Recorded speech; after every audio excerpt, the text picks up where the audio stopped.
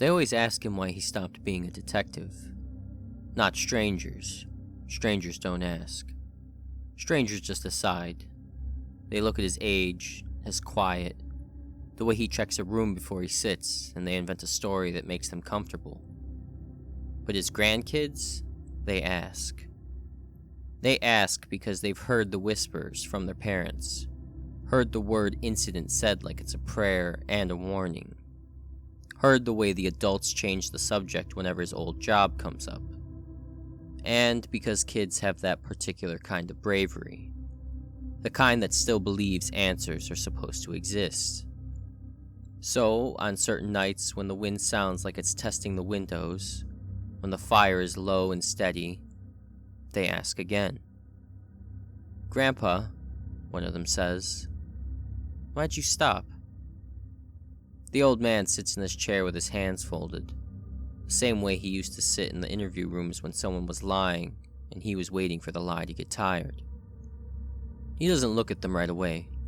He looks at the fire, and then he says quietly, "I didn't stop." His grandkids lean closer. He takes a slow breath. "I was removed." And when they ask what that means, he finally turns his eyes towards them. Not soft, not dramatic, just honest. "It means," he says, "I got too close to something that didn't want to be caught. And when it couldn't kill me, it made sure no one would listen to me again." He waits until they're fully silent, and then he begins. Back when the disappearances started, nobody thought they were connected. That's the first thing you have to understand. The city is huge. People vanish every day for reasons that have nothing to do with monsters. They run away, they overdose, they get scared and start over. They leave to avoid debts, avoid families, avoid themselves. So when the first disappearance came in, it was a file like any other. A warehouse worker, mid-40s, divorced, no kids, missed a shift and never answered his phone again. His supervisor waited the day before calling it in because the man had a history of showing up late. Nothing dramatic. Then the next disappearance. A college student, perfect attendance, called her mother every Sunday at 7. Missed the call. Missed the week after. Missed everything. A third, a real estate agent who never returned from a showing. A fourth, a bus driver who vanished mid-route, leaving a bus idling at a stoplight like the city had simply forgotten to finish the scene. Different neighborhoods, different ages, different lives. Different desks, different detectives. Until the numbers got too hard to ignore. The old man got assigned after the fourth. Not because he was special, because he was available. Because he'd closed a few ugly cases that other people didn't want. Because he didn't mind long hours. Because he had the kind of patience that makes some men good detectives and other men miserable husbands. He took the file home that night, spread the papers on his kitchen table, let the coffee go cold while he read. He saw what everyone else saw. A missing bus driver. Name, address, work schedule, bus route, last known location. Witness statements. He saw the same phrase repeated in different handwriting. He stepped off the bus to talk to someone. Not to make a call, not to use the bathroom, not to check the engine. To talk. And every statement described that someone differently. One passenger said it was the driver's brother. Another said it was an old friend. Another said it was a woman the driver smiled at like he recognized her. The old man circled that line with a pen until the paper started to tear. Not because it proved anything, because it felt wrong. He did what he always did first. He visited the family. The bus driver's wife answered the door with red eyes and a voice that sounded like she'd been living on little sleeps instead of real ones. The old man asked careful questions. Had her husband been stressed? In debt? Seeing someone? Acting strange? She shook her head, exhausted. He was normal, she said. He was tired, sure, but normal. He kissed me goodbye. He told me he'd pick up milk on the way home because the kids were out. The old man looked around the house while she talked, not snooping, observing. The kind of home where routines were real. Shoes lined up, lunch notes on the counter, kids' drawings on the fridge. Not a man about to vanish on purpose. He asked if her husband had any enemies. She laughed, and it came out broken.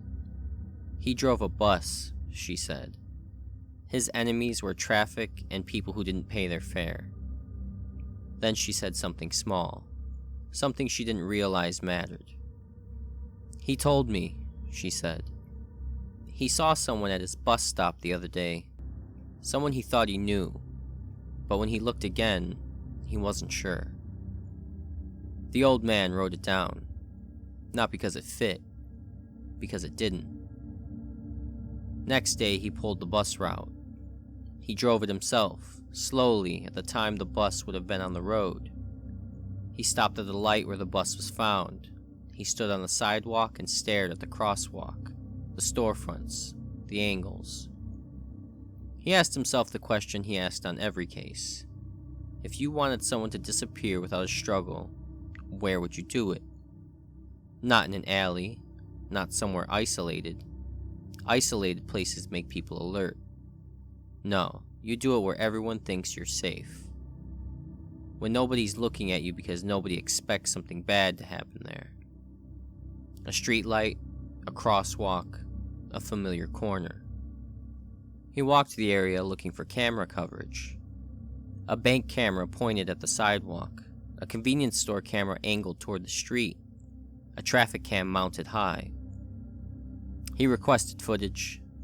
The bank footage was grainy, the store footage had a glare, and the traffic cam had compression so bad faces turned into soft shapes. But he watched anyway, over and over, and he saw the moment.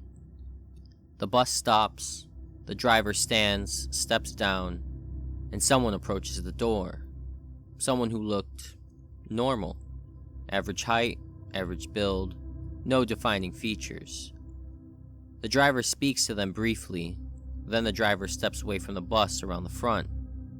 They disappear out of frame. The person walks back the other direction, and that's it.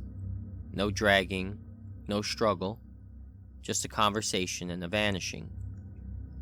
The old man did what detectives always do when something doesn't make sense. He looks for something that would make it make sense. He pursued the obvious monsters. Trafficking, robbery crews, con artists, people using stolen identities. He cross-referenced missing persons with known offenders. Nothing.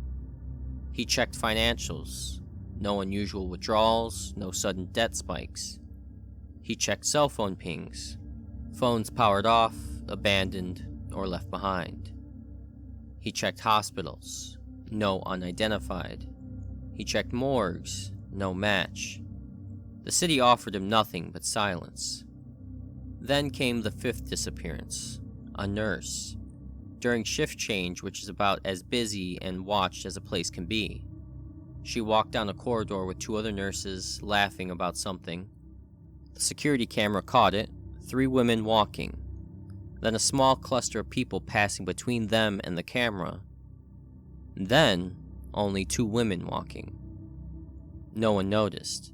Not because people are stupid, because people are busy. And the mind fills gaps. It insists the world is continuous. When the old man watched the footage, he felt a cold, patient dread. The cluster of people passing, that was the cover? A human curtain? He rewound frame by frame. The nurse didn't dart away. She didn't get yanked. She didn't fight. She simply wasn't there anymore after the bodies crossed. And right behind the cluster, a different woman walked into view. A woman in scrubs. No one questioned her, because she looked like she belonged. He wrote it down, not as a conclusion, as a note. Someone appears, someone disappears. The case didn't have a villain yet. It had a pattern. Weeks passed. Cases accumulated. A landlord vanished after showing an apartment. A cashier disappeared after closing a shop. A college kid vanished after being seen talking to his roommate outside a party. A man who worked at a printing company disappeared between his car and the building. Each time, witnesses said the same thing. They were talking to someone they trusted, someone familiar, someone who knew their name. Every time the old man tried to pin down who that someone was, it changed. Different faces, different names, different stories. No consistent suspect, no consistent vehicle, no consistent location. And then, finally, something consistent appeared. Not the people, not the faces, the places. It started with the landlord case. The landlord had shown an apartment downtown, 1 bedroom, cheap rent. The tenant who was supposed to move in didn't exist. Fake phone number, fake email. The landlord vanished between unlocking the door and returning to his car. The old man arrived hours later. He walked the stairwell, smelled stale paint. He stood outside the apartment and listened. Nothing. He entered with a key the building manager provided. The inside felt wrong. Not dirty, not disturbed. Just unfinished. No furniture, no boxes, no trash, no food smell. But the air had a faint chemical tang, like cleaning product used too recently. He checked closets, empty. He checked the bathroom. No toothbrush, no soap, no towel. Like nobody lived there. Like nobody was supposed to. He left, but he didn't let go of it. The cheap rent, the fake tenant, the empty place. He pulled building records. The apartment had been rented and vacated repeatedly for months. Short leases, early terminations, tenants moving out abruptly. He pulled a utility usage. Low power draw, inconsistent spikes. Like someone used it occasionally but never stayed. A place being used and not as a home, as a stop, as a staging point. He searched other disappearances, and he found it again. A cashier case, 2 blocks from a recently vacated studio. A college kid case, a few blocks from a unit with the same pattern. A nurse case within walking distance of a building with odd turnover. He circled addresses until the map looked like a disease spreading. Then he did what good detectives do. He got stubborn. He went off book, not illegal, just not something you brag about in meetings. He started visiting those apartments quietly, not breaking in, not trespassing, just watching. He sat in his car at night and stared at dark windows. Most nights, nothing happened. Just city noise and his own patience. But he was patient. That's why he lasted in the job as long as he did. On the 9th night, something happened. A figure entered the building. A man. Average height, average build, hat low. He didn't look nervous. He didn't look careful. He looked like he belonged. The old man watched him go up the stairs and disappear into the corridor. 10 minutes passed. Then the man returned. He walked differently.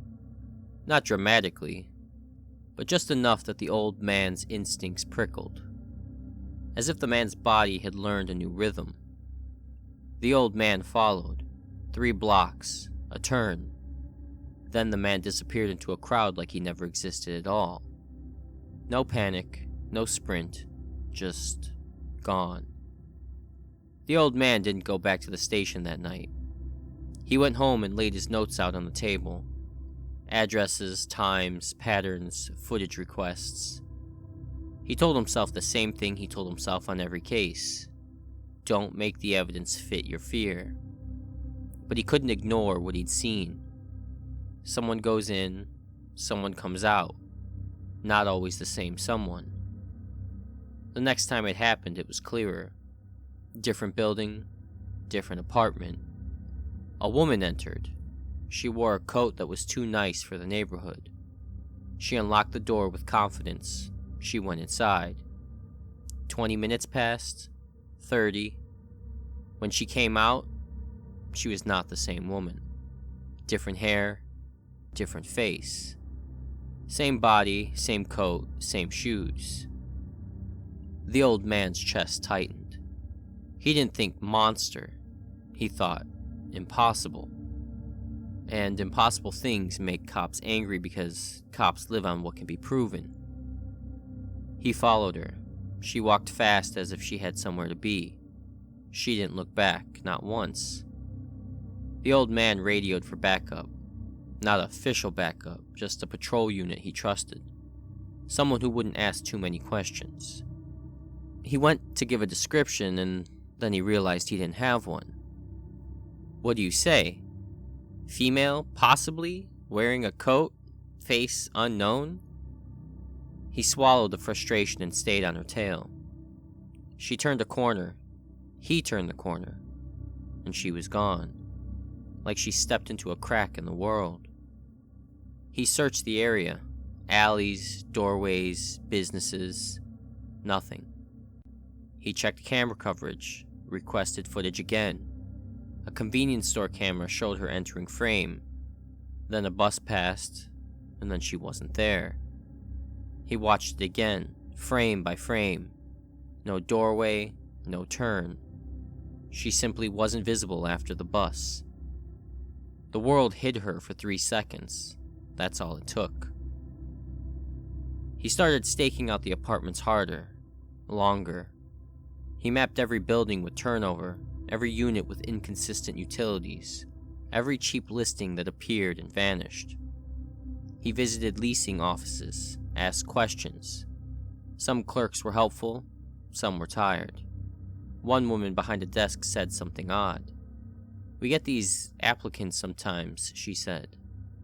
"They're perfect, always the right paperwork, always polite. Then the lease ends early, no complaints, no drama. They just disappear." Disappear. That word sat heavy. He pushed deeper. He found a name that repeated across multiple applications. Not a real name, but a name used often enough to be sloppy. He traced the phone number attached to it. Burner. He traced the email. Created and deleted. He traced the payment method. Prepaid cards. The person was moving like someone who understood systems. Someone who knew how to slide through cracks. And then, finally, he found something physical. A mistake. In one of the apartments, the tenant had moved out too fast. The cleaning crew missed something. The old man entered with a manager. He checked cabinets, closets, corners. And inside a kitchen drawer under a liner, he found a single object. A key. Not a house key. A small key with a stamped number. Like a key to a locker or a storage unit. The old man turned it in his hand and felt a sudden clarity. Places don't matter if you can change faces. But storage stays. He called in the number. He found the facility. He requested records. The manager resisted. The old man leaned on procedure, warrants, just enough pressure. He got a name, a real one this time. A name attached to a unit rented month to month. He went to the facility, opened the unit. Inside were clothes. Not one person's clothes, many. Men's jackets, women's scarves, work uniforms, scrubs, shoes in different sizes, glasses, wigs, a box of ID cards, some real, some fake, some half-made. And a notebook, not a diary, a list. Names, dates, short notes. Works nights, lives alone, talks to brother daily, route predictable. The old man's mouth went dry. This wasn't random. This was hunting. Not by strength, by study. He didn't tell the department everything. Not because he was selfish. because he understood how it would sound. A unit full of disguises? That's believable. A list of victims? Horrifying, but believable. But what he suspected, what he couldn't say yet, would turn him into a joke before he had proof. So, he did what he'd always done. He followed the evidence. He set up surveillance. He watched the storage facility. He watched the apartments. He watched the streets between them. 2 days passed. Nothing. And then, on the third day, someone arrived at the storage unit. A man. Average height, average build, hat low. He walked like someone who had done this many times. The old man's pulse kicked. The man unlocked the unit, went inside, came out with a bag, closed the door, turned, and the old man saw his face clearly for the first time.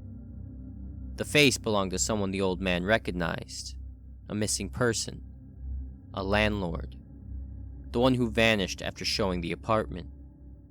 The landlord's face looked tired, pale, but real.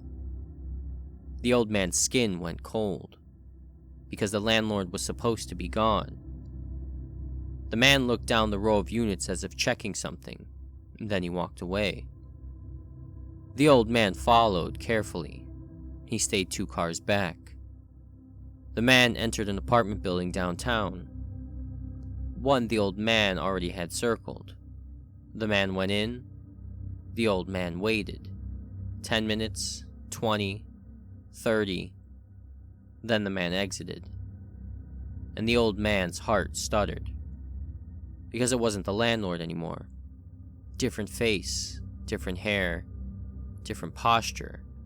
Same coat, same bag, same body. The old man felt the world tilt. There was no trick that explained it. No quick change that fast. No makeup that seamless. No mask that moved like skin. He gripped the steering wheel until his fingers hurt. This wasn't a con artist. This wasn't a crew. This was something else. Something wearing people. He called it in then. Not the truth, just the chase. He told dispatch he had a suspect in multiple missing persons cases. He requested units. He stayed on the target. The target moved fast. Not running, just walking with purpose, cutting through streets like they knew where cameras didn't reach. And then the target turned. And for the first time, the old man saw hesitation. Just a fraction. The target realized something. That someone was behind them. That someone was close. The target broke into a run. The old man ran too. He didn't wait for backup. He had been waiting for weeks for this. He chased the target down alleys, through traffic, past people who jumped back annoyed. He shouted, "Stop! Police!" The target didn't stop. The target moved like it was trying to reach somewhere specific. Not escape the city. Escape into a place. The subway. The target pushed through a gate. The old man followed. The platform was empty, late night quiet. The kind of quiet where every drip of water sounds like a footstep. The target ran to the far end and stopped. Turned. And the old man finally saw it. Not fully. Not as a monster. As a change. The target's face shifted.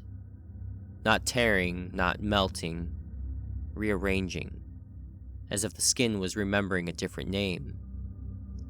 The old man raised his gun. His breath came hard. He took a step forward. The target looked up. And the face became his. Same scar. Same eyes. Same tired lines. Like a reflection stepping out of the mirror. The old man froze. Not because he was scared of death. Because he was scared of the question that came with that face. If it can be me, how do I know I'm me? The thing smiled. Not playful, not cruel. just satisfied. And then it ran. And as it ran, the face flickered. Landlord, nurse, bus driver, stranger. A blur of stolen lives. Then it disappeared into a stairwell and was gone. The old man searched. He searched like a man trying to prove reality still worked. He ran stairs, checked corridors, burst into doorways, flagged transit officers. Nothing. No one. The subway swallowed it like it had never existed. He went back to work the next morning and filed what he could. He included surveillance, the storage unit, the disguises. He avoided the impossible part. He framed it as organized impersonation.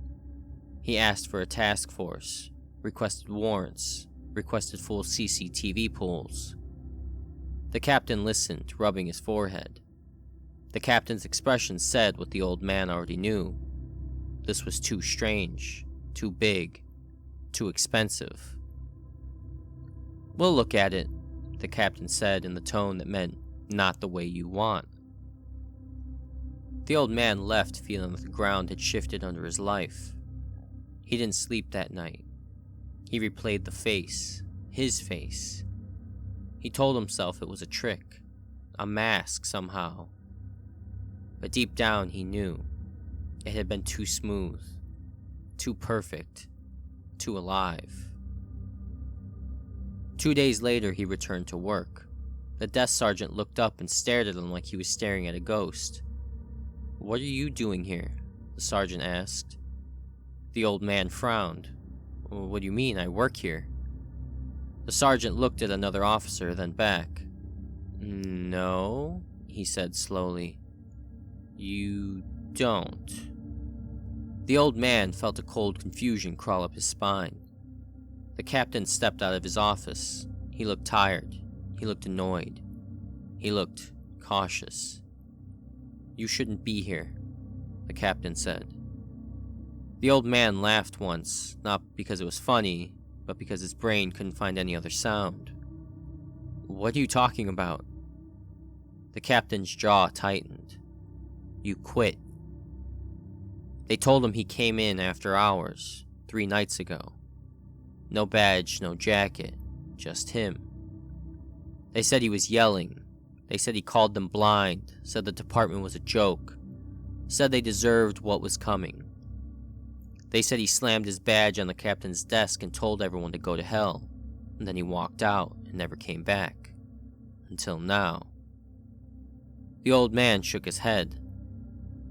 "That's not what happened," he said.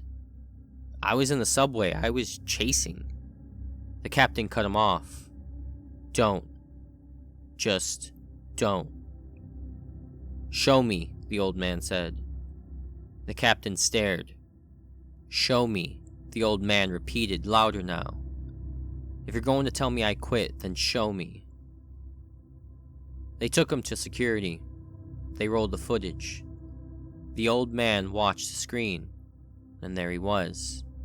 Him, or a perfect copy, walking into the bullpen with the same posture he'd carried for years, that same slight limp from an old injury, that same scar above the eyebrow. He watched himself pace, watched himself point, watched himself shout. He watched himself lean over the captain's desk and smile. That smile, not his smile. Close enough to fool the world, wrong enough to make his stomach drop. He watched himself slam the badge down, watched himself walk out, watched the doors close behind him. The old man's breath left him. He turned to the captain. "That's not me," he whispered. The captain's eyes were flat. "Then you have a twin," the captain said, "or you need help." Psych evaluations followed like wolves. Suspension. Interviews with department psychologists who asked him questions like they already knew the answer. Do you believe people are watching you? Do you hear voices? Do you have difficulty distinguishing reality from imagination? He tried to explain. Not the supernatural, just the facts. Storage unit, disguises, multiple identities, the chase. They nodded politely and wrote notes. He realized, slowly, that the case wasn't about the disappearances anymore. It was about him. He was the problem that needed to be filed away. Rumors spread. They always do. They said he cracked. They said he got obsessed. They said he hallucinated a suspect and chased shadows underground. Some said he was dangerous. Some said he was sad. Some said he belonged in a hospital. The old man felt his world shrink. Friends stopped calling. Co-workers avoided him. Even his own family started speaking gently, like he was made of glass. He couldn't blame them. If you saw the video of someone who looked exactly like your father quitting in a rage, what would you believe? A shapeshifter? Or that your father broke? The disappearances continued. Of course they did. Different neighborhoods, different faces. The city moved on. And the thing, whatever it was, got what it wanted. Not a body, not a kill. Distance, silence, the end of a pursuit. The old man sits back in his chair as the fire crackles. His grandkids don't speak. They're waiting for the lesson, the moral, the comforting ending. He doesn't give them one. He just says, "That's how it won." They whisper, "Did you ever see it again?" The old man stares into the fire like the flames are a screen playing something only he can see. "No," he says. Then after a pause, "Not like that." They ask what he means. He takes a slow breath. "It didn't need to come back," he says. It already got what it wanted. He looks at them, really looks at them. "Listen to me. If you ever feel like something is wrong with someone you trust, you don't ignore it. You don't laugh it off. You don't tell yourself you're being dramatic. And if someone shows you proof that you did something you know you didn't do," he pauses, his voice lowers. "You remember there are things in this world that don't need to kill you to end you." His grandkids sit frozen. One of them finally whispers, "How do you catch something like that?" The old man's face doesn't change. "You don't," he says. He nods toward the dark window. "You just try to be the kind of person it can't use." The room feels quieter than it should. Then he adds, almost to himself, "And you pray it never learns your face." If you felt something shift while listening, a like lets me know you were here. Subscribe if you want to keep hearing these stories. But just remember, not everything that follows you is human. Good night.